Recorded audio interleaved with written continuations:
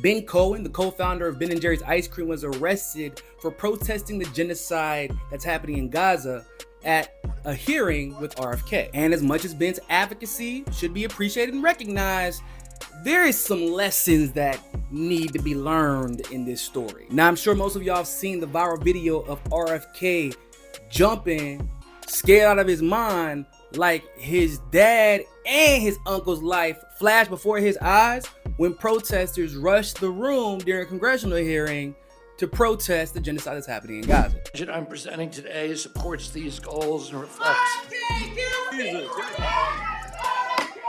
Of the audience are reminded disruptions will not be permitted while the committee conducts its business.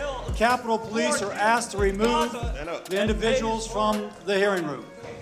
Now, Ben Cohen was part of that protest. And to be frank, RFK probably deserved to be scared out of his mind for all the Zionist propaganda that he's been pushing. And Ben has been celebrated for being part of that effort to protest RFK on behalf of Gaza. Now, like I said, as much as it makes sense to commemorate and celebrate him, y'all gotta do y'all research before y'all start talking about where y'all gonna spend y'all money at. Because there's a bunch of people now talking about they're about to buy some Ben & Jerry's ice cream, thinking that they're supporting Ben, when in actuality, it would mean that you'd be supporting Israel. Ben and his brother Jerry have not owned Ben & Jerry's since they've sold it to Unilever in 2000, guys. They actually do not own a single share of the company. However, as part of the deal, they agreed to be part of the board of directors. Now, once again, in an honorable move by Ben, they made an announcement that they were no longer going to sell ice cream in Jerusalem in the West Bank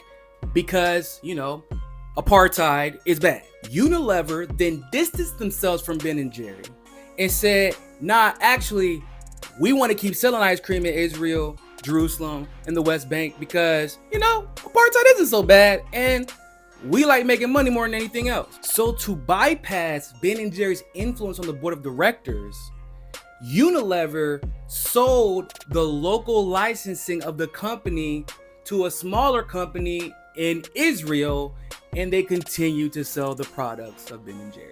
Of course, Ben Cohen and his brother tried to fight this. Unfortunately, they lost in court and the judge ruled in favor of Unilever. And this is why I say it's important to do your research before you start talking about where you're going to spend your money at in order to support somebody.